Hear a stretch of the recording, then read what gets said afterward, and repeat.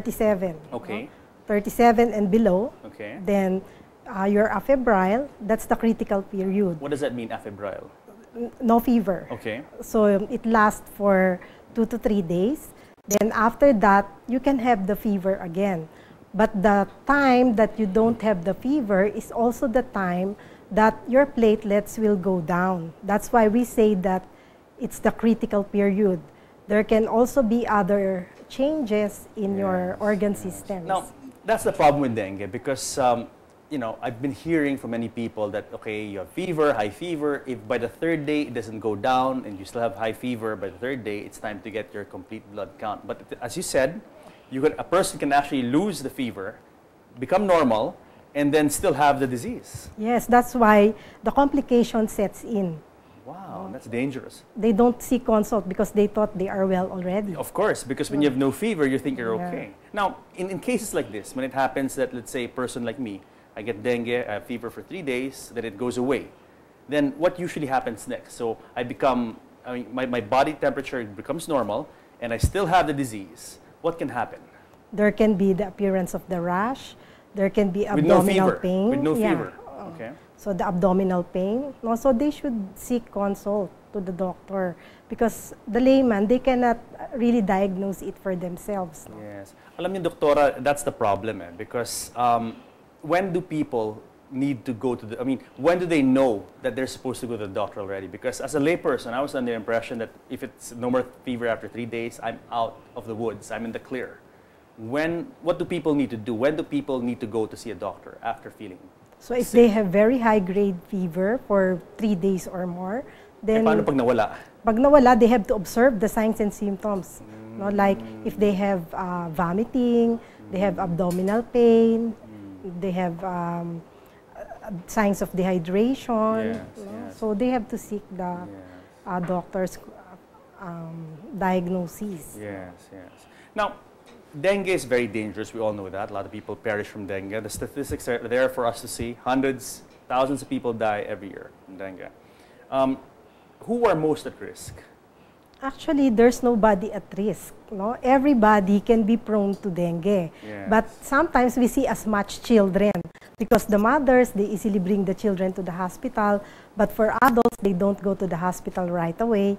But everybody is at risk because the risk factors are there, like if you have poor environment, poor sanitation, poor hygiene, everybody can be prone into that. Yes. It's not based on age group. No, but like some people, you know, we keep hearing again that, you know, it's the older set of people or the younger set. We're talking about children, preteens, and then older, maybe senior citizens, that it's more dangerous for them to get dengue, that they're more at risk of death, actually. That things can get very bad for them much easier than, let's say, for a healthy person like me in my 30s. Others attribute it to the immune system. Like, for example, the elderly, they say that complication sets in or they are prone to dehydration. You know? But actually, based on studies that we have, everybody can be at risk. You know? It's just that there are peculiarities in these different age groups, like the decreased resistance among elderly patients. Yes. No, but we cannot say that one particular population is at risk. Okay. Let's talk about when someone is bitten by this mosquito. What happens internally to the person? So how come, let's say, there are rashes? Why do, let's say, there's internal bleeding in bad cases? What happens to the person when one is infected by the dengue virus? The rashes, usually they start because there are already changes in the laboratory parameters, like in the blood. No? That's because of the decrease in your platelet. Those are signs of hemorrhages or bleeding. But the others, like if you have already problems with your other organs, like the liver, then it sets in when there is already the complications of dengue. Like you have your dengue shock syndrome, that's why you have these other warning signs. Dengue shock syndrome. Yes, what that's is this? the Define this, please. end stage, no? Where after having dengue hemorrhagic fever, all the other complications sets in. Like it affected already your liver, Wow. it affected already your kidneys. So you can go into shock. So your advice, Doctora, is like when someone suspects they have dengue, you said high fever, body ache, pain behind the eyes maybe, right? I've been hearing about that, and then rashes. You advise them to get immediately a CBC, complete blood count. Seek the physician's consult. Yes. No? Then the physician will be the one likely to recommend request whether a it's CBC. only the CBC that is needed or there are still other things that needs to be requested. Yes. Now, let's talk about remedies. Is there a cure for dengue? Is there a vaccine? I read somewhere there is a vaccine purportedly being developed. Do you know something about this? Or currently, if that is not in the works yet, what can be done at present? Actually, these vaccines have been done in the past, but they are not successful, no? Because there's really a lot of strains of dengue, and it's hard to really address the strains. But now, a vaccine is currently being developed. Hopefully, in the future, we will be able to get the vaccine by 2013. Okay. It's in the process of trial now, okay. no? Hopefully, by Locally 2013. developed vaccine. Locally. Incredible. Now, what can people do to treat themselves, to make themselves better? What are the remedies for dengue now? Actually, it's supportive management. Which means? So you can have your bed rest, then you can have your fluids, and if you have fever, you can give your paracetamol. So that's it. There's no real cure for this at the moment. It really is just pretty much nursing your body to health, but there's no antibiotic or anything that like this that can kill the bacteria or the virus inside the person. Yes, because it's viral. Antibiotics, you use it for bacterial infections, so no need for antibiotics. Yes. Now, in the event that you get dehydrated, you need to be hospitalized so that you can have your IV fluids. What's the worst that can happen? Why do people perish from dengue? Because what happens internally? The complications, like when they go already in the stage of the dengue shock syndrome. Yes, when the internal organs really collapse already. Yes.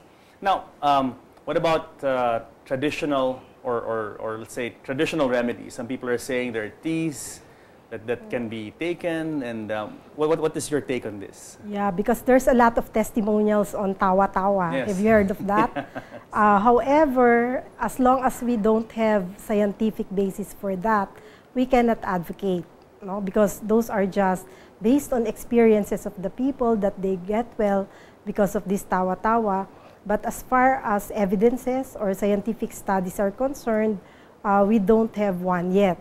Although there's one doctor from UST, a PhD, no, who actually had a study on tawa-tawa, but the study was on mice, no, so it's not on human beings. Have you had any personal encounter with patients who have taken this tawa-tawa and have gotten better or have shown signs of becoming better or improvement? I don't have personal experiences with patients like that. But when we go to lecture in the different parts of the country, a lot of doctors also said that some of their patients have testimonies on this. And when you go over the internet, there's a lot of testimonies, anecdotes from patients. No? Yes. But it's hard to recommend if there's still no scientific basis for that. We have to know the mechanism of action, how this tawa-tawa works, and if there are really no adverse effects. Yes, because a lot of this, that's why there's a process of R&D, of testing, and of approval by BFAD for treatments like this. So at present, if there are people watching us now and who are wondering about this tawa-tawa and these other non-traditional forms of remedy, non-traditional remedies, your advice would be to, would you dissuade them from doing that, or would you encourage it or dissuade them, or what is your advice? We don't encourage the use of tawa-tawa because we don't have scientific basis for that. Now, in the event, in the future, that we already have studies, then maybe we can advocate that to you. But for the moment, as long as we don't have scientific basis, we really cannot advocate for that.